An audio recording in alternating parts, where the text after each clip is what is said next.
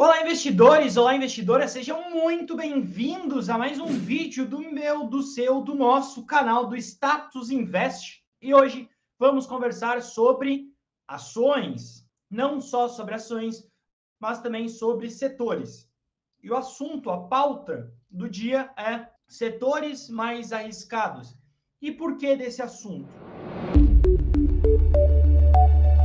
Principalmente para investidores que estão nos seus 2, 3 primeiros anos de investimento, tá? Mas não só para eles, acho que todos têm muito a aprender.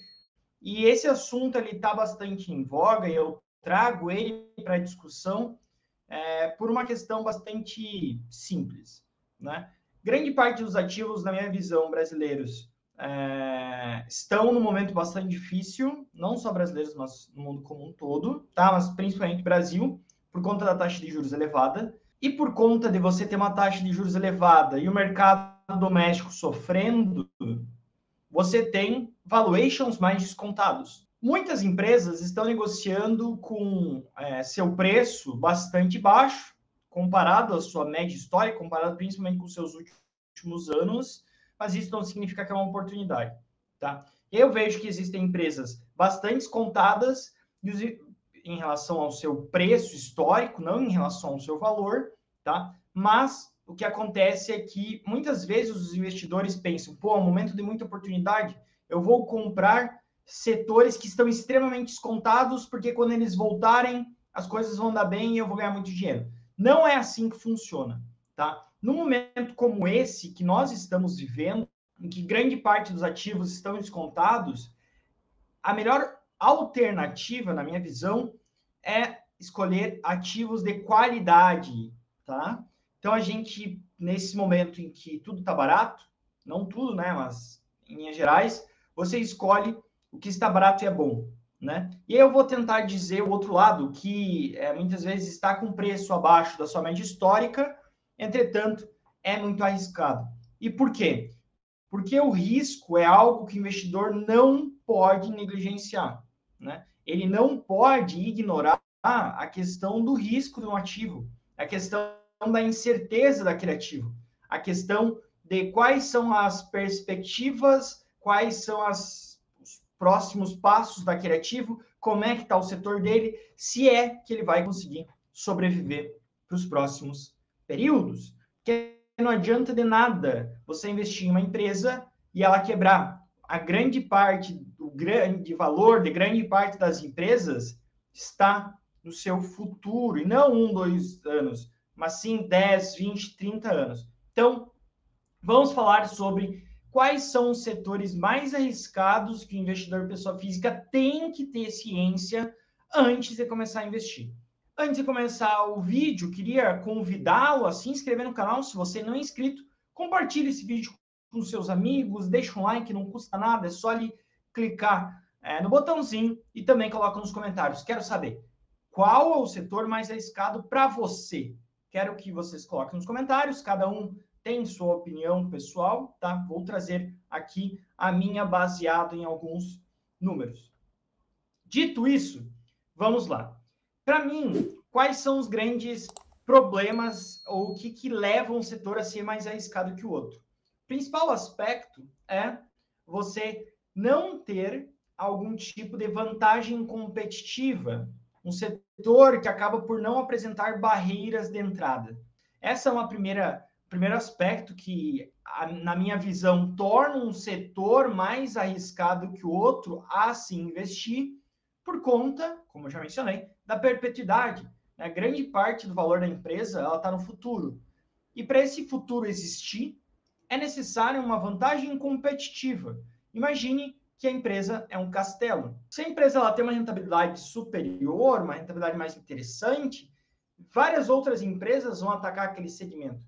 E por várias outras empresas atacarem aquele segmento, na nossa hipótese, na nossa parábola do castelo, a gente estaria falando de vários outros reinos tentando invadir o nosso castelo. E o que protegeria esse nosso castelo? Para Buffett, Warren Buffett, um fosso, né? Um fosso ao redor do castelo, com tubarões e tudo mais. Quanto maior o fosso, melhor. Mais difícil é você acessar esse castelo, mais difícil é você acessar ao setor dessa empresa. e o tamanho desse fosso está relacionado com vantagem competitiva. Então, setores que não possuem vantagens competitivas, na minha visão, são bastante arriscados para o investidor. Um outro aspecto que causa riscos é algum tipo de descasamento, tá? E o que eu quero falar isso? Né? Não é divórcio, né? Descasamento. Basicamente, as coisas quando estão casadas, elas estão ligadas, elas estão relacionadas. Então, eu vou dar um exemplo para vocês.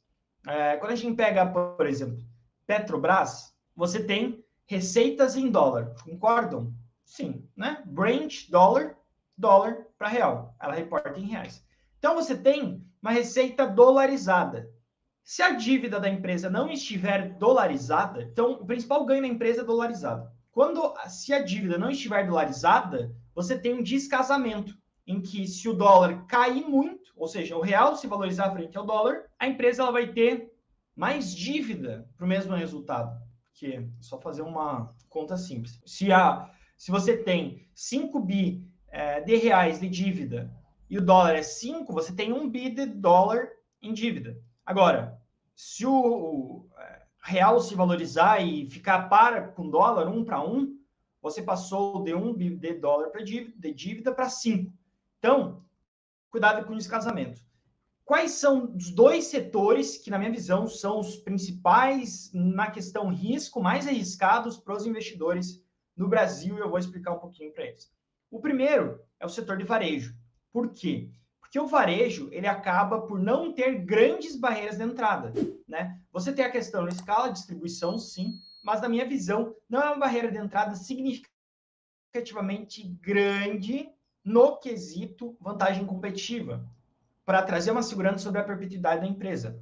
Tanto é que quando a gente pega, por exemplo, Magalu, existem algumas formas de você ver se a empresa está ou não tendo algum tipo de vantagem competitiva. Quando a gente coloca Magalu, por exemplo, né, MGLU3, e o que a gente vê nela? O primeiro aspecto é margem. Se você tem uma margem pressionada, caindo ao longo do tempo, isso faz, basicamente, ou o que você está dizendo? Você está dizendo que você tem que vender seu produto mais barato para conseguir vender, e isso, muitas vezes, é motivado pela competição. Quando a gente olha, por exemplo, a margem bruta da Magalu ao longo do tempo, como vocês podem estar vendo aí, você vê uma queda significativa, né? E essa queda significativa, ela também é acompanhada de uma queda do ROI, né? E o ROI ele tem a ver com margem, não a bruta, a líquida, mas ele tem uma composição na margem. Então, você vê uma queda tanto da rentabilidade quanto da questão de margem, tá? Então, na minha visão, setor de varejo, tomem cuidado, é um setor muito complicado, bastante arriscado, por conta da questão de competição. E não só isso, tá? O setor de varejo ele tem outro grande problema, que é a questão de, muitas vezes, descasamento de prazo. E o que é isso? Imagine que uma varejista ela compra seu produto com um prazo de 90 dias e ela vende para o seu cliente com um prazo de 12 meses sem juros. 12 vezes sem juros, e aí você tem um prazo para pagar de 3 meses e você vende a 12. Você tem um descasamento grande, tá? Por conta de todas as questões de parcelamento, você tem uma geração de caixa muito menor do que teria caso você estivesse vendendo à vista. Então, é outro aspecto que eu tomaria muito cuidado. Varejo, tá? Primeiro ponto aqui de bastante atenção. O segundo setor que carrega muito risco, na minha visão, é o setor de aéreas, aviação, companhias aéreas, na minha visão, novamente, é um setor que carrega bastante risco. Por quê? Barreiras de entrada, eu não vejo que existem grandes vantagens competitivas de um player em relação ao outro, tá? E o segundo aspecto, que é outro descasamento, tá? Só que esse descasamento não está relacionado a prazos. Esse descasamento, ele está relacionado, basicamente, a custos e receita. Porque quando a gente pega uma empresa e que depende muito do mercado doméstico, logo, você tem uma receita em real dependente do Brasil. Quando eu trago esse aspecto da receita e comparo ela com os seus custos, eu percebo que a receita ela acaba por estar empresa de uma companhia aérea? Estou falando basicamente de combustível para aviões, né? E também a questão de leasing das aeronaves. E ambos são feitos em dólar.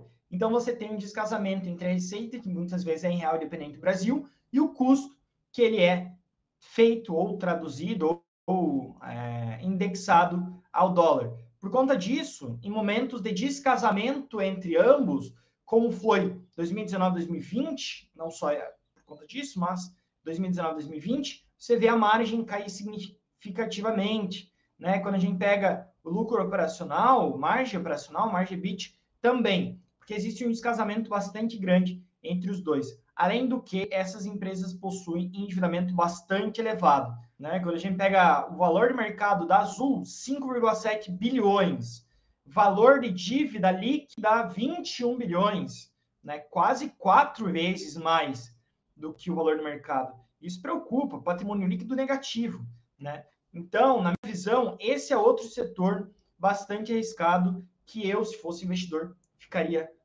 longe, tá bem? Então é isso, queria mais uma vez convidar todos vocês a comentarem o que você achou desse vídeo, o que você gostaria de acrescentar, coloca nos comentários, deixa um like nesse vídeo, vai ajudar muito o canal a chegar a mais pessoas, se inscreva e não deixe de nos seguir nas redes sociais, tá bem?